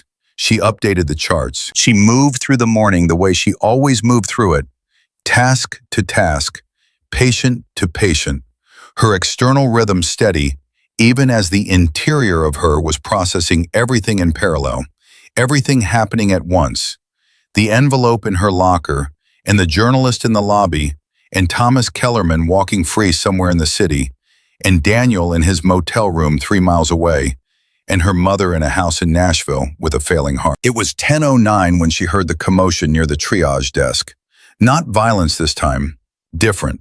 The sound of a crowd reacting to something, a murmur that gathered quickly into something more urgent. She came around the corner to find a cluster of people in the waiting area, half of them on their feet, looking toward the entrance. A man was standing just inside the doors, large, flannel shirt, but he was standing quietly. He was not moving. He was holding something. Thomas Kellerman. The room went cold and fast all at once. 2 security guards were already moving. Someone was on a radio. Riley was closest to the triage desk, and she was moving before she'd consciously decided to move, covering the distance quickly, putting herself between the guards and Thomas, because she recognized in the first half second what the security guards hadn't caught yet. He was holding flowers. A bunch of grocery store carnations, wrapped in plastic, the kind you grab from a bucket near the checkout lane. He was holding them at his side, not raised, not aggressive. He was not lunging. He was not searching. He was just standing there in the doorway with flowers, and an expression on his face that was so far from the expression she'd last seen on it, that it took her a full beat to reconcile that they belonged to the same person. He looked hollowed out, exhausted. Something in him had collapsed and been replaced by a quieter, rawer version of the same man. Stop, Riley said, not to Thomas, but to the security guards. She put her hand up, open-palmed, and they stopped. Just barely, just because she'd gotten there first. She turned to Thomas. You're not supposed to be here, she said. I know, he said. I know, I just... He looked at the flowers in his hand like he wasn't entirely sure how they'd gotten there. I wanted to bring these, for the staff, for you. And I know I'm violating the order, and I'll take whatever comes from that. I just... His voice cracked. I needed to say, I'm sorry. I needed to say it in person. The waiting room was completely silent. Riley looked at Thomas Kellerman, and she thought about what it cost a man like him to walk back into this building carrying carnations, knowing there was a restraining order, knowing what had happened, knowing what people must be thinking when they saw him come through those doors. You're going to have to leave, she said. Right now. You understand that? Yeah, he said, I know. And you're going to have to call the courthouse today and report that you were here, because if they find out from someone else, it'll be worse. He nodded. But I hear you, she said, and I'm accepting the apology. It's accepted. Now please go. He set the flowers down on the nearest chair, very carefully, and he turned and walked back out the doors. The silence in the waiting room lasted 3 more seconds, and then everyone started talking at once. Diane appeared at Riley's shoulder from nowhere, which was a gift Diane apparently had. I need to note for the official record, Diane said quietly, that you are going to give me a cardiac event before this week is over. You're too mean to have a cardiac event, Riley said.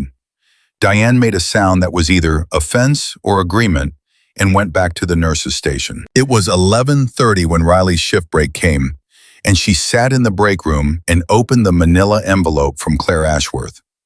What she read over the next 22 minutes changed the shape of things.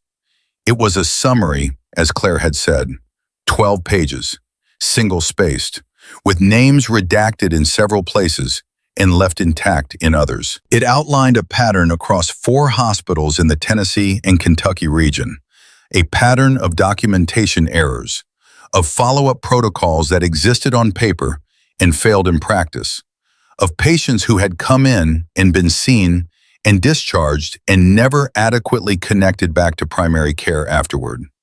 7 patients in 3 years. 7 people who had fallen through gaps that the hospitals knew about and had not adequately addressed. Marcus Kellerman was patient number 6. Riley was on page 9 when she hit the section that stopped her. Under the heading of a redacted hospital name that she recognized by its description as Street, Claire Medical in Nashville, Claire Ashworth had documented a nurse who had first identified the pattern internally, who had filed 3 separate internal reports over the course of 8 months, who had been told each time that the matter was under review, and who had eventually gone to the state nursing board with her findings, and had been quietly let go from her position shortly afterward. The nurse's name was redacted, but the timeline matched exactly. The department matched exactly. The details of the 3 internal reports matched exactly, because Riley Morgan had written them. She set the papers down on the table and looked at the wall across from her. Someone knocked on the break room door and said her name, telling her break was over in 5, and she said she'd be right out. And she gathered the papers and put them back in the envelope and put the envelope in her bag. And she sat there for 30 more seconds thinking about the fact that a journalist she had never met had spent 9 months finding the story that Riley had tried for 8 months to get anyone to listen to, and had found it and was ready to print it and wanted Riley's voice in it. She went back to her shift. She saw 12 more patients that afternoon. She did a blood draw on a man who was convinced his arm had a blood clot from how much it hurt, and did not, in fact, have a blood clot.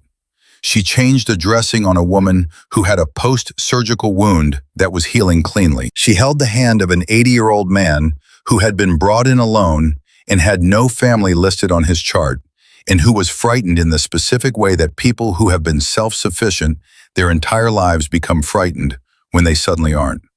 And she stayed with him a few minutes longer than was strictly necessary, because some things are more important than the schedule. It was 2:44 in the afternoon when Sarah Vance found her in the hallway. They hadn't spoken since their conversation at the nurse's station 2 nights ago. Sarah looked different in daylight, or maybe she just looked different after having slept and processed and arrived at some decision that had settled things internally. Her posture was straighter. Her eyes were clearer. I requested a meeting with patient advocacy, Sarah said, for Carla Kellerman, his sister. I asked specifically for a patient experience coordinator, and I asked for a formal review of Marcus's case. She paused. I wanted you to know. Riley looked at her. That took courage, she said. It took guilt, Sarah said honestly. I'm not calling it courage yet, maybe later. Guilt can be the starting point, Riley said. It doesn't have to be the whole story. Sarah nodded. She started to walk away, then stopped. That thing you said the other night, about how you think about what comes next instead of the fear. I've been thinking about it. She turned back. I've been a nurse for 11 years, and I've never thought about it that way. I've always let the fear be the loudest thing in the room. She looked at Riley with something direct and unguarded. I think I've been doing it wrong. You've been doing it human, Riley said. That's not the same as wrong. Sarah held her gaze for another moment, then nodded and walked on. It was 4:18 when Diane called her into the charge nurse's office, which was less an office than a partially partitioned area of the nurse's station, with a desk and the illusion of privacy. Diane closed the partition behind them. HR completed their review of your documentation, Diane said, sitting down. Everything cleared. Your employment status is confirmed. Douglas from legal called it routine paperwork. She paused. They're also recommending you for a commendation. Formal, in front of the department. Chief nursing officer wants to present it at next month's staff meeting. Riley was quiet. I know, Diane said. You'd rather they didn't. I'd rather keep doing my job, Riley said, without a spotlight on it. Yes, well, Diane folded her hands. Unfortunately, the spotlight has decided to do what spotlights do, which is shine regardless of whether you've invited it. She looked at Riley steadily. There's something else. The journalist who came in this morning, Claire Ashworth. She called the communications office this afternoon and made a formal request for a comment from the hospital regarding systemic nursing oversight practices in the Tennessee region. A pause. The communications director asked me if I had any context for that request. The two of them looked at each other. And what did you tell her? Riley asked. I told her that I would look into it, Diane said, and that some conversations needed to happen before the hospital responded to anything. She leaned forward slightly. Riley, what is in that envelope she gave you this morning? There was a long silence. Outside the partition, the ER moved through its afternoon, phones ringing, footsteps, the distant sound of a monitor alarm that resolved itself within seconds. Riley made a decision. She had been making small decisions all day, each one moving her incrementally towards something she hadn't fully named yet. And this one felt like the one that would make the others matter. She's been documenting a pattern, Riley said, across 4 hospitals, follow-up failures, patients who were discharged without adequate connection to continuing care. 7 cases in 3 years. She held Diane's eyes. I identified the same pattern at my previous hospital. I filed internal reports for 8 months. Nobody listened. I went to the state board. I lost my job. She paused. I left Tennessee and I changed my name because the person who pressured the hospital to let me go had connections I wasn't equipped to fight at the time. And I came here because I needed to start over somewhere I thought no one would look. The silence in the small partition space was very complete. Diane said nothing for a long moment. When she spoke, her voice was level and measured and contained, in the way of someone choosing each word with full awareness. The patient in Nashville, she said, Marcus Kellerman. His case was one of the 7. Yes. So Thomas Kellerman walked into this ER looking for justice, Diane said slowly. And the nurse he was looking for was not the nurse who identified the problem. Another pause.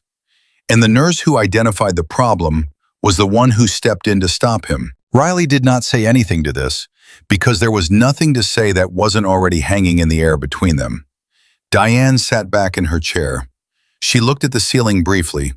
Then she looked at Riley again with an expression that was resolute and tired, and something underneath both of those things that might have been fury, carefully managed, precisely directed. Call Claire Ashworth, Diane said. Tonight. Tell her you'll talk to her. Riley looked at her. Diane, I have been a nurse for 31 years, Diane said. I have watched 7 patients deteriorate because of documentation failures in this hospital alone. 7 that I know of. 7 that I personally flagged and was told were anomalies. Her jaw was tight. If someone is building a case that says it isn't an anomaly, that it is a pattern, that it is happening in multiple places and has been for years, then the people who know about it need to be talking. She held Riley's gaze without blinking. You spent 8 months trying to make someone listen. Someone is finally listening. Don't you dare go quiet now. The words landed in Riley's chest like something that had been falling for a long time, finally reaching the ground. She thought about the envelope. She thought about the 7 names.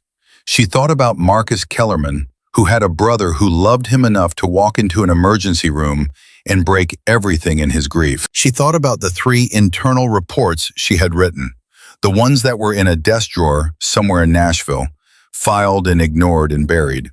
She thought about the difference between running from something and finishing it. I'll call her tonight, Riley said.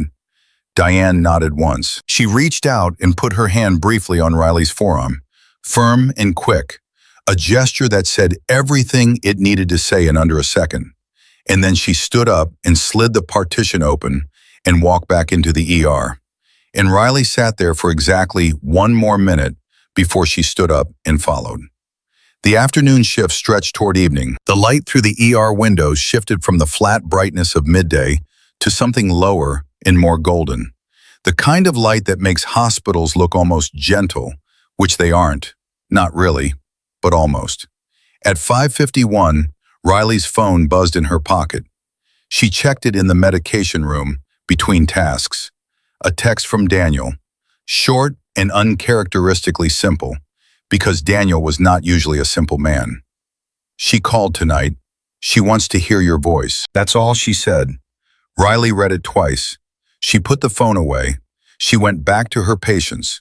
She did the 6 o'clock med pass and the vital checks and the chart updates because the shift wasn't over and her patients didn't stop needing care because her life was complicated. But in the back of her mind, where she kept the things she wasn't ready to look at directly yet, she heard her mother's voice. Not any specific thing her mother had said, no particular memory, just the sound of it, just the voice itself, worn and familiar in hers, regardless of everything else that was true. At 6:44, Riley's shift ended. She changed out of her scrubs, retrieved the envelope from her locker, and stood for a moment in the employee locker room with her bag on her shoulder and 14 hours of this day behind her. She took out her phone. She opened her contacts. She found the number she'd been given 4 months ago for a situation exactly like this one, a situation she'd hoped would never arrive. And she hadn't called it yet, and she needed to call it before she called anyone else. Her attorney, the one she'd retained when she'd filed the complaint with the state board, who had told her when it all fell apart, if you ever find yourself in a position to finish this, you call me first. She called. It rang twice. Then, this is Maureen Park. Maureen, Riley said. It's Rachel Monroe. I think it's time. A breath on the other end, then quietly, tell me everything. Riley walked out of the locker room and through the hallway and out the side door of the hospital into the evening air. And she stood on the concrete steps and talked. And for the first time in 2 years, she said all of it out loud, the whole shape of it, without stopping, without softening, without running. The city moved around her, ordinary and vast and indifferent. She did not care. She kept talking. Maureen Park had been a healthcare attorney for 22 years, and in that time she had learned to read silences the way other people read words. When Riley finished talking, there was a silence on the phone that lasted exactly 4 seconds, and Maureen let it last, because she understood that some stories need a moment of stillness after they're spoken out loud for the first time, the way a bell needs a moment after it rings before the sound fully arrives. Then she said, how long have you been carrying all of that? 2 years, Riley said, give or take. And the journalist, Claire Ashworth, you said she has documentation on 7 cases across 4 hospitals. A summary, 12 pages. She told me it's not the full file. It never is, Maureen said. The full file is always 3 times longer than the summary. That's how you know when someone actually has something. A pause, a sound of papers moving. Riley, I want you to listen to me very carefully because what I'm about to say is important. You filing those internal reports 2 years ago, and then filing with the state board, and then losing your job over it, that is not a closed chapter. That is evidence. That is a documented pattern of retaliation against a whistleblower. And in the state of Tennessee, that has legal weight. Riley stood on the hospital steps and felt something shift in her chest. Not relief exactly, something more structural than relief. Like a wall that had been load-bearing for so long, she'd forgotten it was there, deciding to come down. I thought it was over, she said. When they let me go, I thought, nothing is over until someone decides to finish it, Maureen said firmly. And it sounds to me like someone is finally deciding. Another pause. Do not talk to the journalist again until we've spoken in person. I mean that. Not because she's the enemy, she may well be an ally, but because we need to know exactly what she has before we decide what you say and how you say it. Agreed? Agreed, Riley said. Can you come to my office tomorrow morning, 8 o'clock? I'm on shift at 2. I can do 8. I'll have my associate pull your original state board filing tonight. I kept copies of everything. A brief pause. Riley, for what it's worth, what you did 2 years ago took real courage. And what you did in that emergency room 2 nights ago took real courage. I'd like to be in your corner while you figure out how to use it. Riley ended the call and stood in the evening air for a long moment, looking at nothing in particular, just the parking lot and the sky going dark at the edges, and the ordinary movement of the city going about its business. She was still standing there when her phone buzzed again. Paulina this time. Dinner. My place. Non-negotiable. Come now, or I'll come get you. Riley almost smiled. She texted back, give me 30 minutes. She went back inside, picked up her bag from her locker, and was walking toward the exit when she passed the triage desk and saw Sarah Vance finishing a chart entry, her lanyard swinging slightly as she leaned forward. Sarah looked up as Riley passed. Heading out? Sarah asked. Finally, Riley said. Sarah held her gaze for a second. For what it's worth, what Diane told me today about you filing reports at your previous hospital, about what happened to you after. She stopped. Tried again. I want you to know that if there's anything I can do, a statement, a testimony, whatever you need, I'll do it. Riley stopped walking. She turned and looked at Sarah properly. You don't owe me anything. I know, Sarah said, but Marcus Kellerman's case is in those files. And I may not have been the one who caused the system failure, but I was part of the system. And if the system is going to change, the people inside it have to be willing to say so. She held Riley's eyes. So, whatever you need. Riley nodded. I'll let you know, she said, and meant it. She drove to Paulina's with all 4 windows down because the evening had cooled into something that actually felt like air. And for 17 minutes, she did not think about any of it. She just drove and breathed and let the road be the road. Paulina's apartment smelled like garlic and something with tomatoes, and the kind of warmth that belongs to homes where someone has been cooking for an hour. She opened the door before Riley knocked because she'd heard the car, and she took one look at Riley's face and said, sit down, eat first, talk second. Riley sat down. She ate. The food was simple and hot and real. And for a while they talked about other things, deliberate other things. Paulina's patient who had learned to walk again after a stroke and who had cried when he made it down the hallway. A podcast they'd both been listening to, the leak in Paulina's bathroom ceiling that the landlord kept promising to fix. The ordinary business of 2 people who had chosen each other as friends, which is one of the most underrated forms of courage there is. It was after 8 when Riley told her.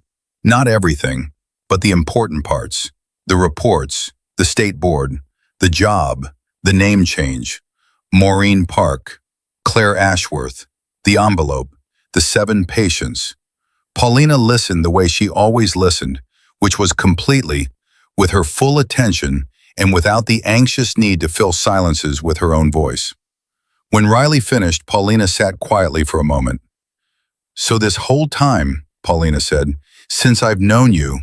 Since the first dinner we had, when you told me you were from Tennessee and left it there. You've been carrying this. Yes. And you never said anything because it was safer not to, Riley said. And because I didn't know if it was going to become something real again or just stay buried. Paulina looked at her steadily. Is it real now? I think so, Riley said. I think it's been real the whole time. I just couldn't see the whole shape of it from where I was standing. Paulina was quiet again for a beat. Then she said, simply, good, because it should be real. Because Marcus Kellerman should not be patient number 6 and a number 7 coming after him. Her voice was tight and clear. What do you need from me? I don't know yet, Riley said honestly, but I know you're who I would call. Then that's enough, Paulina said, for now. It was 9:41 when Riley drove back to her apartment. She sat in the parking lot for 2 minutes, not doing the counting thing, just sitting. She took out her phone. She looked at Daniel's text from earlier. She's been asking for you. She called her mother. It rang 4 times. Then, a breath. A familiar breath, the specific sound of someone who has been waiting for something and is trying not to seem like they've been waiting. Rachel, her mother's voice, worn and familiar, thinner than Riley remembered, carrying something new in it that was probably the illness, and probably also time, and probably also the weight of 2 years of silence. It's Riley now, Riley said, not unkindly, just clearly. A pause. Riley, her mother said, trying the name. It sounded strange in Margaret Monroe's mouth, like a word from a language she was still learning. Okay, Riley. Daniel said you've been asking for me, Riley said. I have. A breath. I'm not going to pretend I deserve to have you call. I know I don't. I made choices that... She stopped, started again. I made choices that hurt you, and I told myself they were the only choices I had, and that's not true. And I've known for a long time that it's not true, and I'm sorry. The word sorry from Margaret Monroe was not a word Riley had heard very often in her life. She sat with it now the way you sit with something fragile, not gripping it, not dismissing it, just letting it be what it was. I heard you're sick, Riley said. I am, my heart. A small sound that might have been a laugh or might not have been. The doctors are managing it. I'm not dying yet, they tell me, but yet is doing a lot of work in that sentence. Are you taking your medications? Every day. Are you going to your follow-up appointments?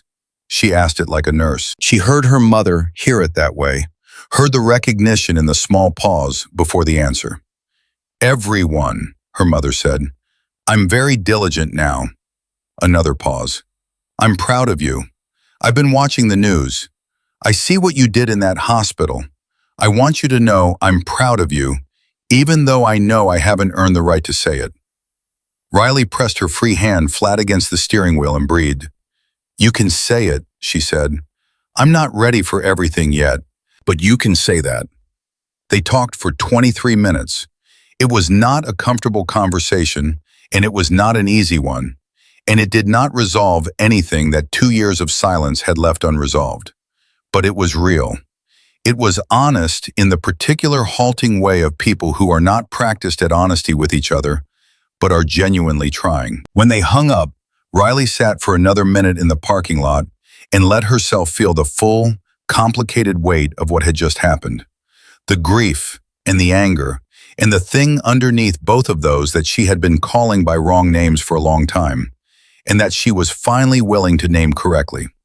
She still loved her mother. That was the truth she had been running from, the one that hurt most to carry, because loving someone who had failed you is not simple and is not comfortable and does not resolve neatly into any kind of story that feels okay. But it was true, and she was done pretending it wasn't. She went inside and slept for 6 hours and woke up ready. Maureen Park's office was on the 4th floor of a building downtown that smelled like old paper and determination. And Maureen herself was a woman in her late 50s who was small in the way of people who have learned that presence has nothing to do with size. She had Riley's original state board filing printed out and organized by date on her desk when Riley arrived, and a second folder next to it that Riley didn't recognize. "Sit down," Maureen said. "I want to show you something." The second folder was thin, 5 pages. Maureen slid it across the desk. "My associate found this last night," Maureen said. "It took her 3 hours. It's a complaint filed with the Tennessee Department of Health 8 months ago by a patient family in Knox County related to a hospital discharge failure. The hospital is unnamed in the public document, but the description matches St. Clair Medical exactly." She paused. "This complaint was investigated and closed without action. The reason given was insufficient evidence." Another pause. "The complaint was filed by a woman named Carla Kellerman." The air in the room changed. Riley looked up from the page. "Thomas's sister." "Thomas Kellerman's sister filed a formal complaint with the state 8 months ago," Maureen said, "and nobody acted on it. And then her brother walked into your emergency room." She held Riley's gaze.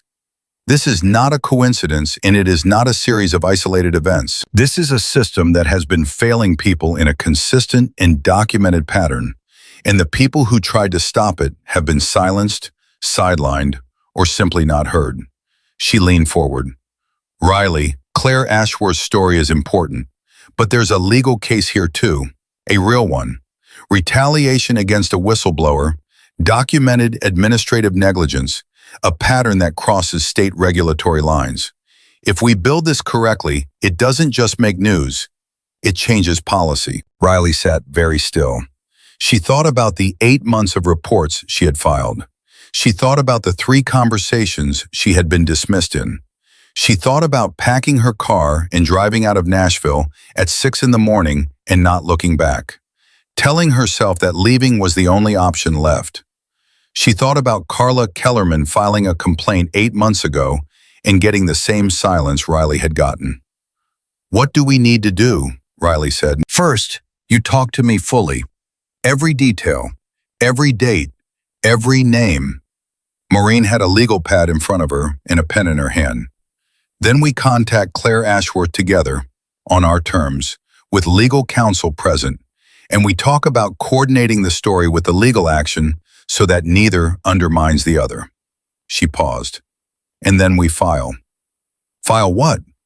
"A formal civil complaint against St. Clair Medical and against the Tennessee Department of Health for closing the Kellerman complaint without adequate investigation, and simultaneously a whistleblower retaliation claim that should have been filed 2 years ago." Maureen's voice was steady and exact. "These things take time. They're not overnight victories, but they start somewhere, and they start now, and they start with your voice on the record." Riley looked at the folder. She looked at Carla Kellerman's name on the complaint form, neat and determined, a woman who had tried and been turned away, and whose brother had eventually carried his grief through an emergency room door. "Okay," Riley said, "let's start." She was back at Colebrook General by 1:45, 15 minutes before her shift, and she found Diane at the nurse's station doing exactly what Diane was always doing, which was the work. "You look different," Diane said without looking up from her chart. "I called my attorney last night," Riley said. "We're filing a formal complaint, whistleblower retaliation, and administrative negligence. Claire Ashworth is going to coordinate the story with the legal timeline." Diane put her pen down.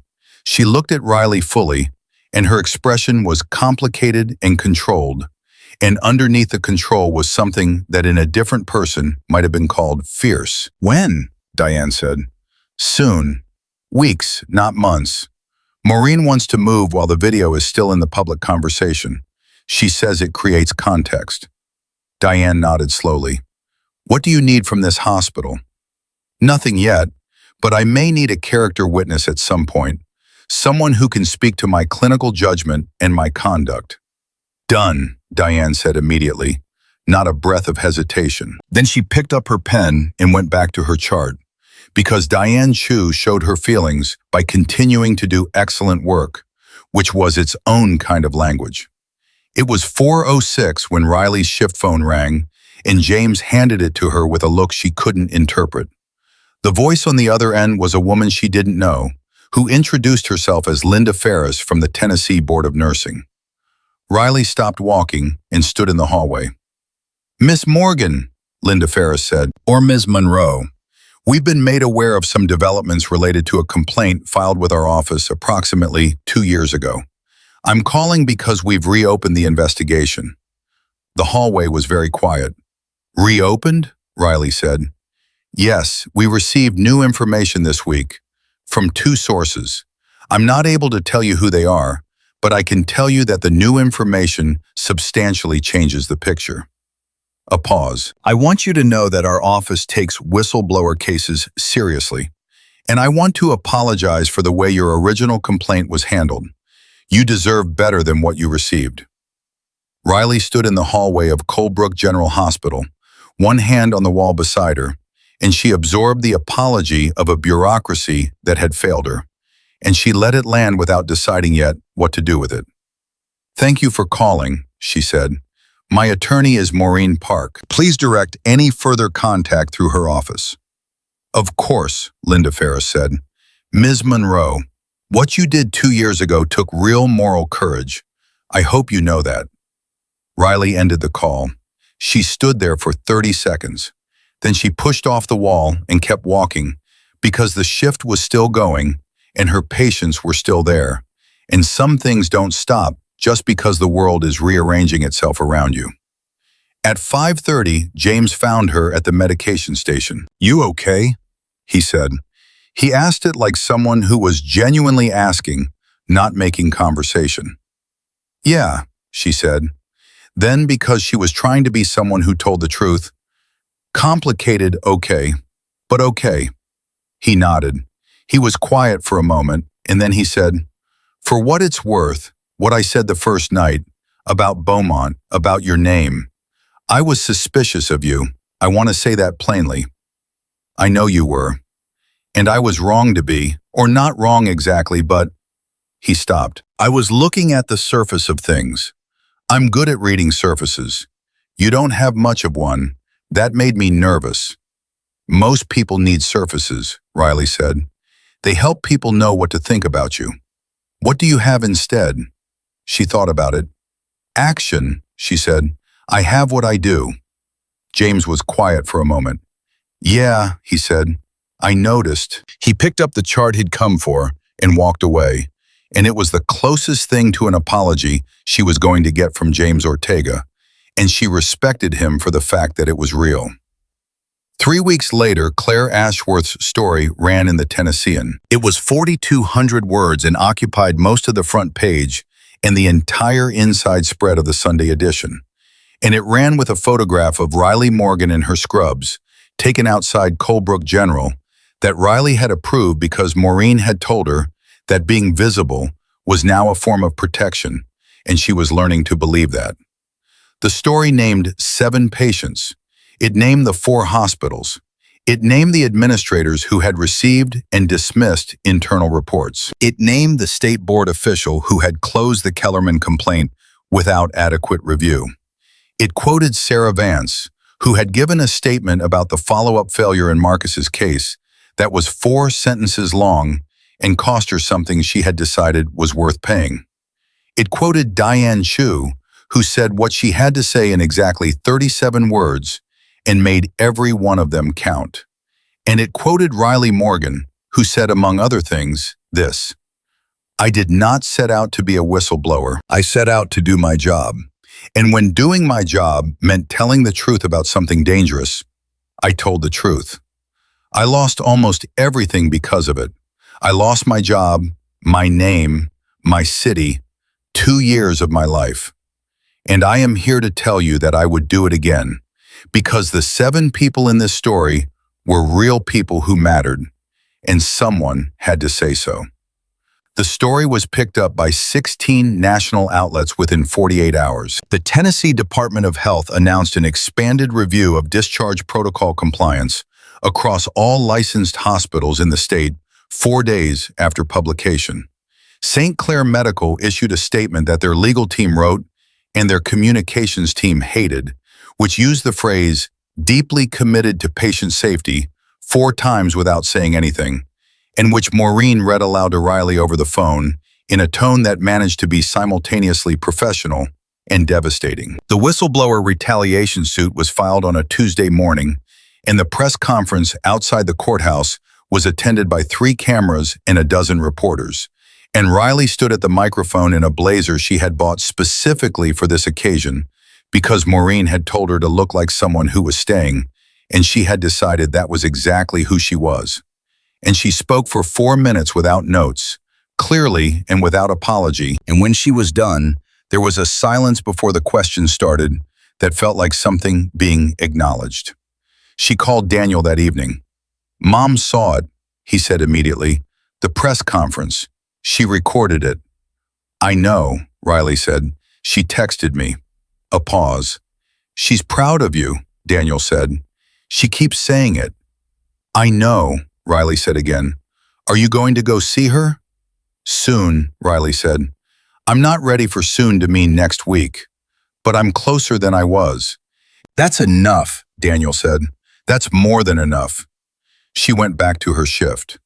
Not because there was nowhere else to be, but because it was where she wanted to be. The ER at Coldbrook General was loud and demanding and relentless and imperfect and full of people who needed things from her, and she was good at giving them what they needed, and that was the simplest and most complete thing she could say about who she was. Mr. Halpern had finally been discharged. His room had a new patient, a woman in her 70s named Dorothy, who had been brought in with a knee injury and who had the particular dignity of someone who was in pain and refusing to complain about it. And Riley liked her immediately. "First time here?" Riley asked, checking her chart. "First time anywhere like this," Dorothy said. "I'm not much for hospitals." "Most people aren't," Riley said. "Are you?" Dorothy asked. "Direct, the way old women who have stopped having time for indirectness tend to be." "This one," Riley said. "This one, I am." She finished the chart. She moved to the next patient and then the next one, and the monitors beeped and the lights hummed, and the night shift began to gather at the edges of the afternoon. And Riley Morgan moved through the center of it, unhurried and unafraid, rooted in a place and a life that was, finally, completely, irrevocably hers. She had run as far as she needed to run. She had stood still long enough to find out what she was standing for, and now she was simply here, doing the work, telling the truth, and not going anywhere. That was enough. It was more than enough. It was everything.